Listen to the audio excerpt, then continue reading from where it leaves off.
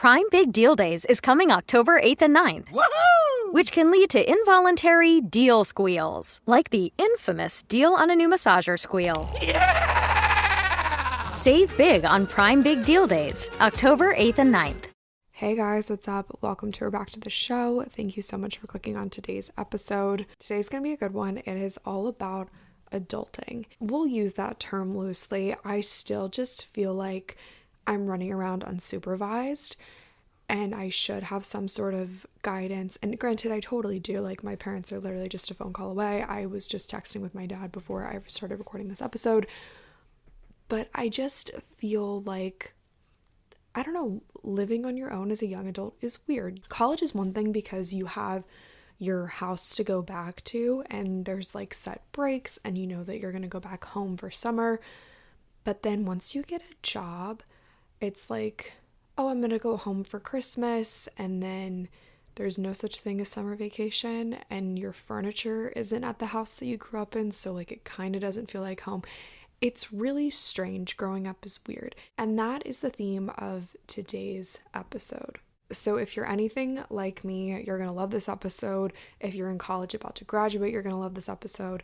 Even if maybe you don't fit into either of those categories, hopefully you take something away from this episode. I asked you guys in the group chat to prompt me with questions, and I pulled out 5 kind of like overarching themes that I think a lot of people were curious about, or things that just I got lots of questions about, or things that are kind of common questions that I figured that I would talk about today. So if you aren't already in the group chat, you totally should join. It's kind of just a home for 80/20 listeners, and we've got tons of different rooms that you guys can hang out in, chat in. I was just reading a little bit this afternoon. Someone was asking for like breakup advice, and a bunch of you were supporting her and just like sending her all kinds of love and support and like wisdom. So that was super cool. But yeah, there's tons of different rooms.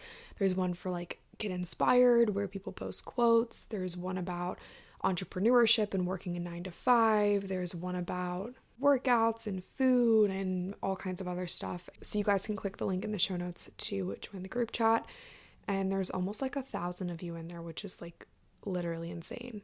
But don't get overwhelmed. It's not like you're getting 1,000 text messages. It's all inside of an app called Geneva. It's super well organized and it's tons of fun. So click the link in the show notes and join the group chat.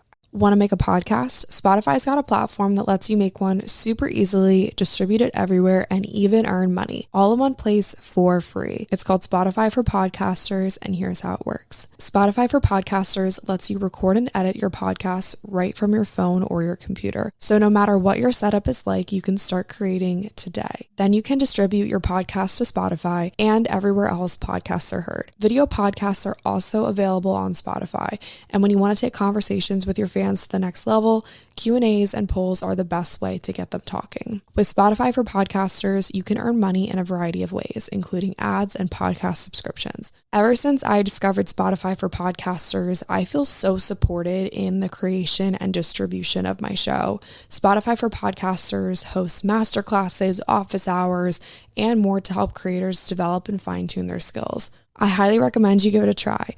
Download the Spotify for Podcasters app or go to spotify.com/podcasters to get started. I think it is safe to say that I am exhausted.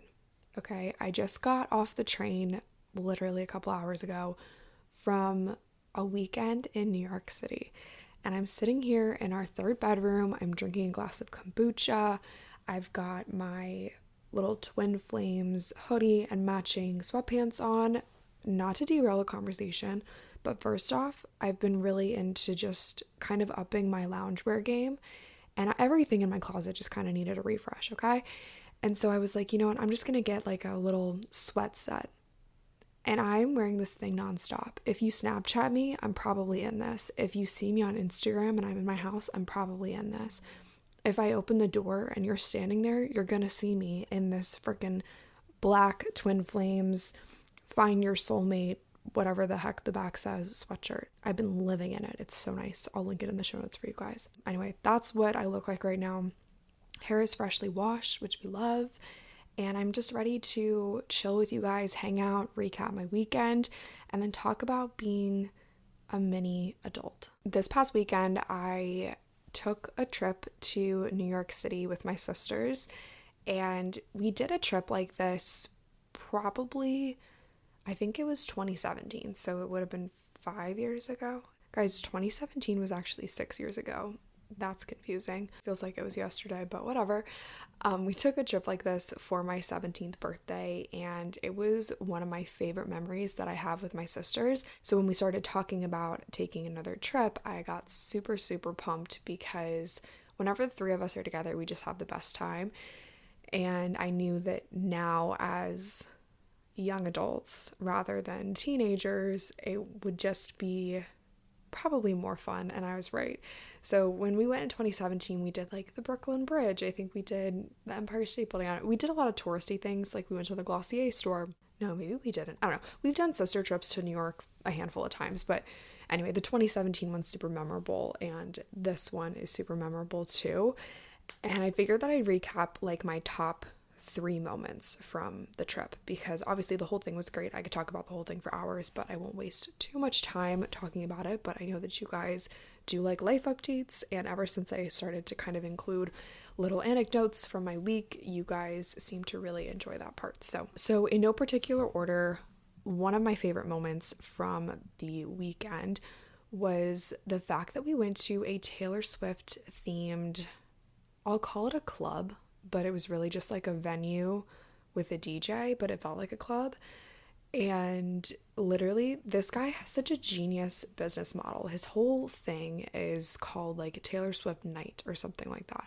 And he just goes around to clubs and venues, and he's basically just a dude with an aux cord and a fire Taylor Swift playlist. And he charges like $40 for you to walk through the door, and you just sing Taylor Swift songs all night long. We had a blast. It was so much fun. But the whole time I was just like, he's not mixing anything. These aren't like SoundCloud remixes. It's nothing different. Like, there's nothing that I couldn't do on my own phone, but he just charged us for it. And we're in a venue with like 1,000 people who also like Taylor Swift. And the whole time I was just like, this guy's got it figured out. So anyway, that was one of my favorite experiences that we did together, was the Taylor Swift night. It was super fun. Another cool moment was not with my sisters, but rather a new friend.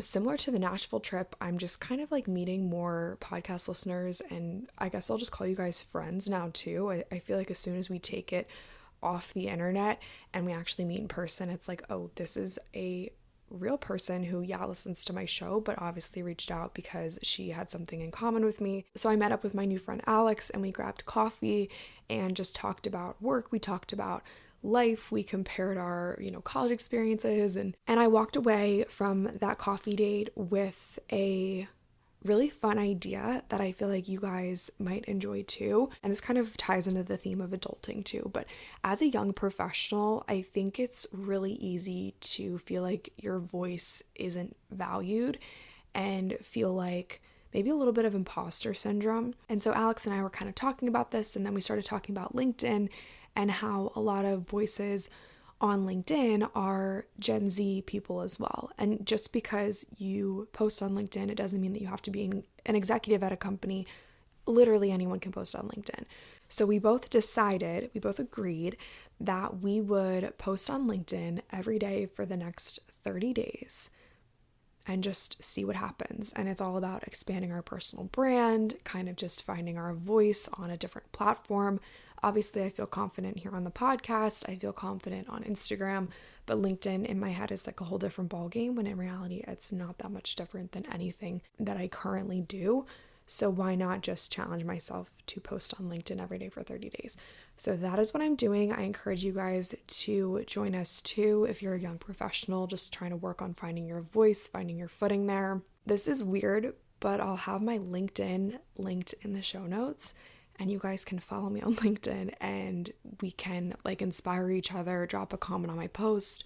I'll engage with you, you can engage with me, and we can all just like girl boss together. My last favorite moment from my New York trip would probably have to be a very spontaneous dinner that was kind of out of our typical box, okay? Marley knew that it was restaurant week in New York, so she just kind of looked through the list of restaurant week restaurants, and just to kind of see like something new that we could try, any fun deals. And we found a place called Prohibition, and this place has live music every single night. I'm not sure if she knew that this band specifically was playing, but she just made a reservation at the stage table, which is literally, there's only 2 stage tables. There's one to the left, one to the right.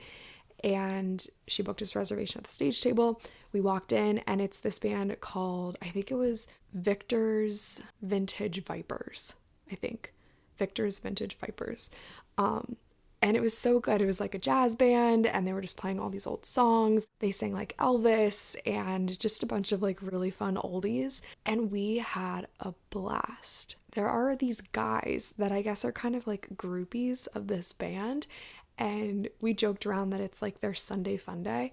And these men, they're like old men. They're probably like 80s, probably not 90s. They couldn't be 70s and 80s, I'd say. And they just obviously have been like drinking all afternoon and all evening. And they're asking every young woman in the bar to dance with them. Obviously, Lexi and I took them up on their offer, and we danced with them. And it was hilarious. I posted a video of Lexi dancing with this one guy on my Instagram story. So if you follow me on Instagram, you probably saw it. It was like something out of an SNL skit. And we were just like pissing ourselves laughing so hard at this guy dancing.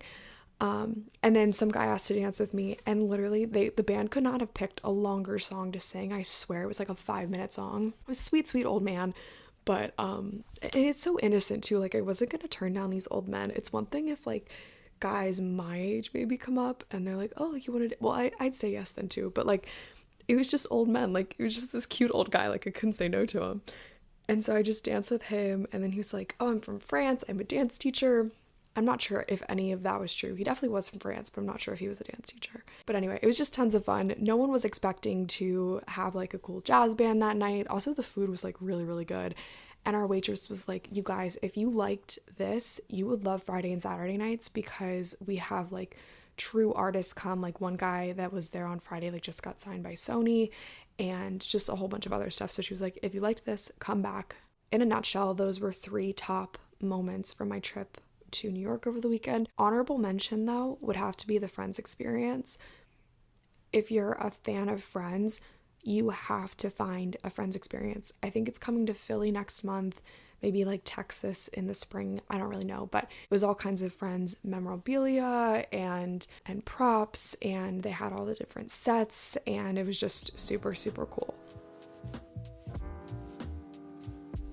One thing that I've quickly learned about adulthood is that you are entirely responsible for taking care of yourself. And when you're kind of tossed into the real world, a lot of things, including healthy habits, kind of go by the wayside because you're just trying to figure everything out. But it doesn't have to be this way. One product that has absolutely changed the game for me when it comes to taking care of myself, when it comes to healthy habits, is Athletic Greens AG1. I take AG1 by Athletic Greens literally every single day. I take my AG1 first thing in the morning, and it makes me feel like I've actually done something good for my body before the day even starts. It's improved my gut health, increased my energy, supported my immune system. AG1 is a powerhouse because it's super easy to fit into your lifestyle. It's just 1 scoop of powder mixed with water once a day. That's it. Every scoop is packed with 75 vitamins, minerals, and whole food sourced ingredients of the highest quality that give you major benefits. If you're looking for an easier way to take supplements, Athletic Greens is giving you a free 1-year supply of vitamin D and 5 free travel packs with your first purchase. Go to athleticgreens.com/8020. Again, that's athleticgreens.com/8020. Check it out. So to kind of get into our segments, my high from the past week would definitely have to be my New York trip, which I just recapped for you guys. But my low would definitely have to be the fact that I just cannot shake the feeling of burning the candle at both ends, feeling really overwhelmed by like the smallest tasks. And I hate to use the term burnout, and I know that I've said that on a ton of different episodes, but I am using it now. I am burned out. I took time off after the holidays, and I thought that I would come back feeling really energized and feeling better. And honestly, I just don't. Period. Like I didn't work at all for like 10 days after Christmas, and I had like a couple meetings here and there, but if it's like 2 hours, I don't really qualify it as like working. But yeah, I'm bummed and I'm mad that I feel this way because I love what I do and I just feel like I don't have a creative bone left in my body. I just feel like I am pulled in different directions, and it's not just with my job either. It's with my side hustle, which I guess we could consider the podcast my side hustle, Instagram my side hustle. I feel stressed and anxious when it comes to just doing like little tasks. I'm not going to spend too much time complaining and too much time on the lows because I feel like this is definitely just a season. I kind of just feel really fatigued in like all areas of life, and I say it all the time, but you can't pour from an empty cup. And I'm to the point now where I'm like, oh, well, I don't even have time to fill my own cup, which totally isn't true, but I just feel that way. So anyway, I'm not going to go too much deeper into the lows, but I'm just feeling like the candle has been burned at both ends. There's no candle left. So that's kind of like a good segue into some of the topics that we're going to talk about today, because ultimately I don't have it all figured out. I hope that I've never claimed to have it all figured out because that is the furthest thing from the truth. I decided that now would be a good time to record this episode specifically because it's been almost a year, like to the date of when I started my current job. And then along with starting this job, kind of kickstarted my adult life. So if you've listened to the podcast, I'll keep this kind of backstory brief, but when I got this job offer, I was living at home with my parents, and I got this job offer in a new city, which was like 2 hours from where I was living at the time. And so I did everything that you do when you get a job offer. You like look for a place, you move everything, you just pick up your whole life and you start a new life somewhere else. And in kind of one fell swoop, it's like in the best way, the rug was ripped out from underneath of me and I was just thrown into this fire of real life. And I think of the quote from Friends where Monica's like, "Welcome to the real world, it sucks."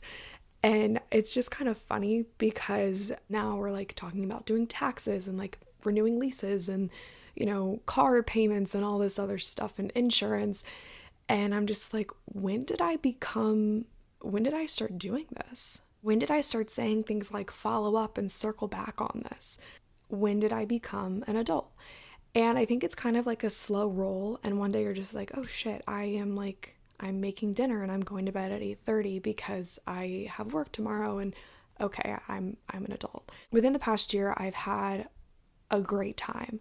And although I just talked about kind of feeling burnt out, I don't think that I would, I know that I wouldn't trade what I have for anything because it's been so much fun, and I've definitely learned a thing or two over the past year. And although I don't have it all figured out, although life is far, far from perfect, I definitely think that I have some advice or maybe like a tip or a trick or like even a hot take that I feel like I could pass along to you. So like I mentioned at the beginning of the episode, I asked you guys in the 80/20 group chat to ask me questions. And our first question is from Becca, and she says, "Hey Lily, for the adulting Q&A, I would love some tips on healthy eating while I work a 9 to 5 and going to exercise classes in the evening. I feel like I never have time in the evening to cook a healthy meal. I also feel lost when it comes to healthy snacks throughout the day. Thank you, and I look forward to the episode." This is such a legit question because this is the constant toss-up that I have in my head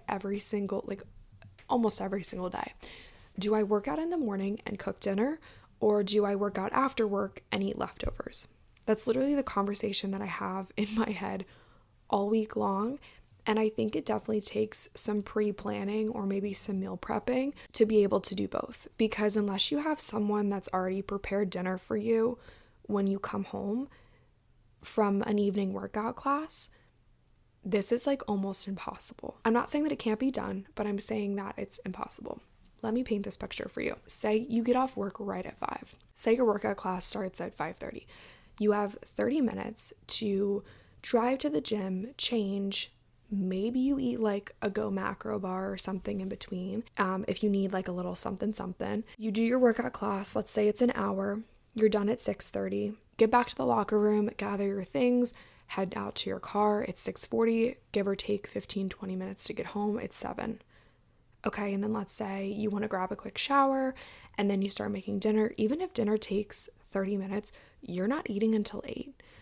That's like really late, in my opinion, to have dinner. And although there's nothing wrong with that, it's just like, goodness gracious, you've been going all day and like you haven't eaten yet. That's insane. So trust me, I understand the feeling firsthand. I've lived it. It's a constant toss-up all the time for me. So this is one big reason why I work out in the morning, and that's just to give me flexibility in the evening. Like, yeah, it really sucks being at the gym at 5:30, but the flexibility that it gives me on the back end of my day is worth the early wake up. Another alternative would be to meal prep earlier in the week or maybe on Sunday. So maybe cook like a big pot of soup or chili or something. So on the days when you do have an evening workout, you can come home to dinner and just toss it in the microwave or put it on the stove while you shower. I definitely think that this is tricky. Another thing too is you could plan evening workouts on, this only works if you have a roommate, but if you and your roommate like similar things, or you guys maybe alternate who makes dinner when, you could just be like, hey, I'm gonna go to yoga on Tuesday evening. Do you mind making dinner then? And just like keeping me a plate for when I get home. That's what Lexi and I will do sometimes, and that works out pretty well. Next question comes from Laura, and she says, hey Lily, any tips on budgeting for when you first start living on your own or with a roommate in an apartment? I'm moving out to go to university next year. Okay, first off, super exciting. When you first move out to college, I think it's a little bit different than, I don't know, it just depends on where you go to school, but it is a little bit different than renting when you have a full-time job. But one thing kind of remains the same, like the money has to come from somewhere. So are you relying on student loans or another outside source for living expenses? Are you working while you're in school? Or are you moving out to work a full-time job and the money's coming from there? It just kind of depends. I do have to admit, I'm not super sophisticated when it comes to this stuff, so I'm just going to share what's worked for me. But I definitely think like talking to someone who, I don't want to say I'm bad at finances, I'm like fine with money, but there's definitely people who are better than me at this kind of stuff. But when you're considering moving out, obviously you have to first create a budget, and you have to weigh how much is coming in versus how much is going out. So when you're making this budget, and honestly, there's like really simple budgeting worksheets available on like Pinterest or like an Excel spreadsheet template.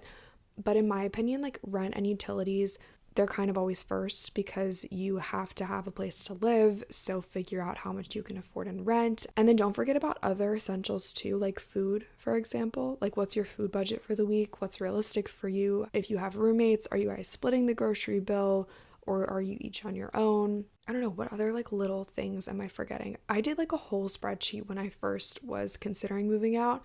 And I was like, okay, how much do I need to make to actually live and not be totally rent broke? So I need to put X towards savings, and then I can put Y towards like the cost of living, and then I can use Z as my spending money. The other thing too is there's always these like little expenses that you don't think about when it comes to moving in and living on your own, like toilet paper or like Scotch tape, or even like the cost of moving your furniture. Are you renting a U-Haul? Are you gonna move it on your own? Like what is going on here? So I think that if you're just moving out to university, I would definitely first talk to your parents and be like, what's the situation going to be like? If you're moving from university or from living with your parents out into the real world and you do have a full-time job, you do have a set income coming in, it's probably a little bit easier to figure out what you can afford versus what you can't.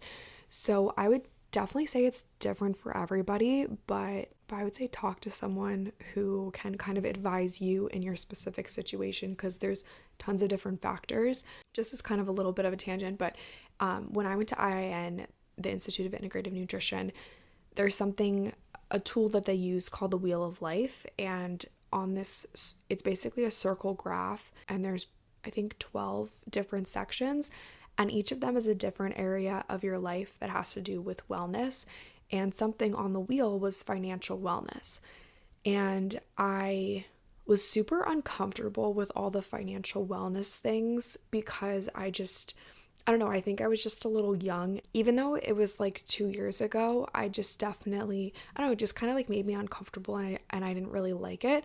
But I would definitely say that financial wellness is something that I want to prioritize this year. I think that I've kind of found my footing a little bit, and I would love to learn more about different methods that I can use to make my money go further, make my money make money, investments, etc. Yeah, I don't know, that's just kind of a little bit of a tangent, but I think now I'm just in a position where I want to be smarter with the money that I make, and that's kind of exciting that I do get to do that. So I'll keep you guys posted kind of in that realm, but I definitely think this is something that I want to learn more about and then speak to. But to kind of answer your question, kind of round out this little segment, definitely create a simple budget and figure out what's coming in versus what's going out. This question comes from Lindsay, and she says, do you have any tips on job searching? I feel like there's so many different things that I want to do, so I'm overwhelmed when it comes to looking. I don't know what jobs to even look up. How do I know if something's right for me? And how do I deal with job rejection? I would definitely say LinkedIn and Indeed are good places to job search, but if you don't even know what you want to do, it's going to be really hard to find something that you want to apply for. So what I was doing when I was looking for a job was I went to some of my favorite companies or companies that I liked, and I just went to the bottom of their website and I tapped on the bottom like footer and where it says either careers or employment, and I just clicked that and I read through what types of positions they were hiring for. Even if I didn't apply to work at that specific company, because I knew that I liked the company, I would probably have something in common with the positions that they were hiring for. And so I would kind of start to get an idea of what I was looking for. When I was in my job searching process, I just kind of wrote down different titles that sounded like something that I would be interested in, different bullet points of, day-to-day tasks that I would be interested in completing, and kind of just like building, in my opinion, what I think would be a good role for me. And then on LinkedIn, I would search these different job titles that I found on the websites of some of my favorite companies. So that, I think, is a really good way to initiate your job search, and eventually you just get better at finding what might work for you and what doesn't work for you. How to know if a role is right for you? Honestly, there's no way to know until you're actually in the job.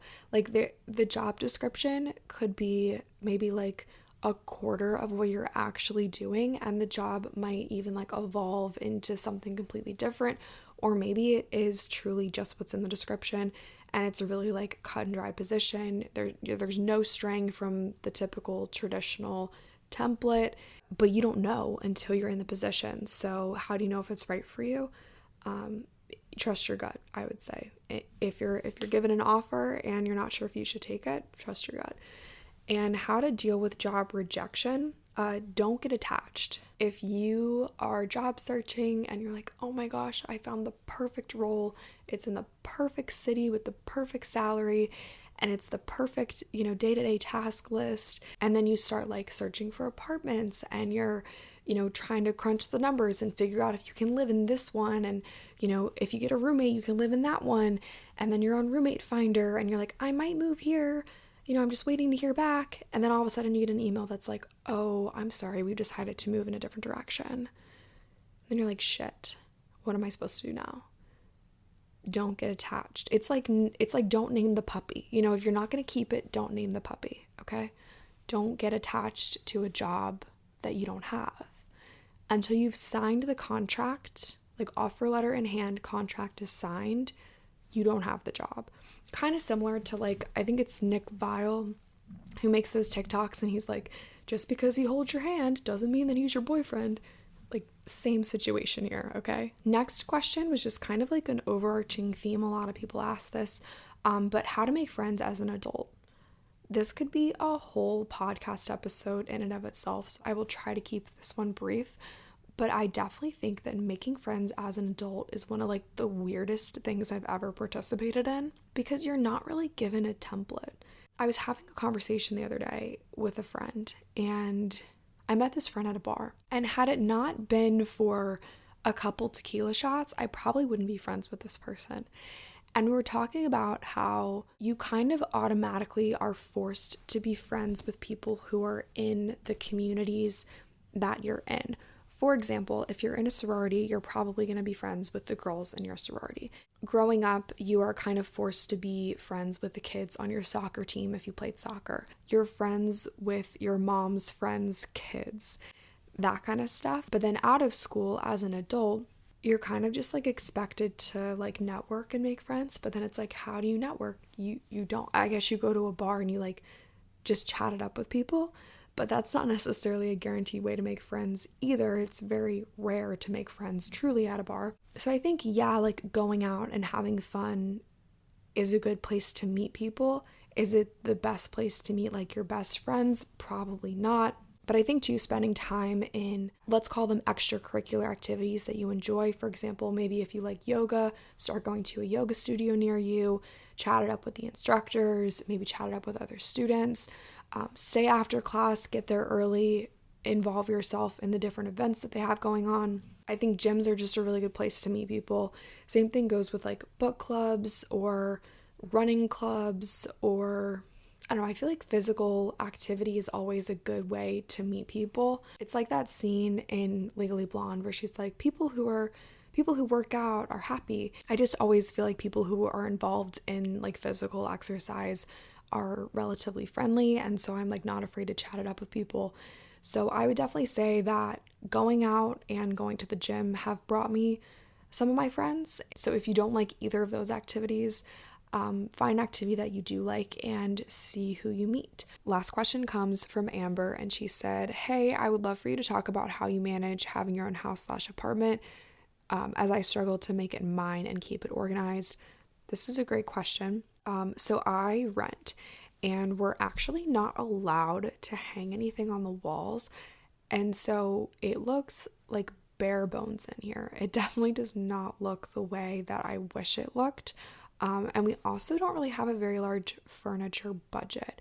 So we've kind of just been making do with the furniture that we have. We've, gotten a couple pieces here and there, but it doesn't look like something out of a magazine. It's just kind of our first little apartment. So in the sense of like just making it yours, I think you just kind of have to like make do with what you have. Don't be afraid to look at like secondhand stores or Facebook Marketplace. If you're like me where you can't put things on the wall, are there like other things that you can do to kind of make your space your own? Or like carpets might make it feel cozier.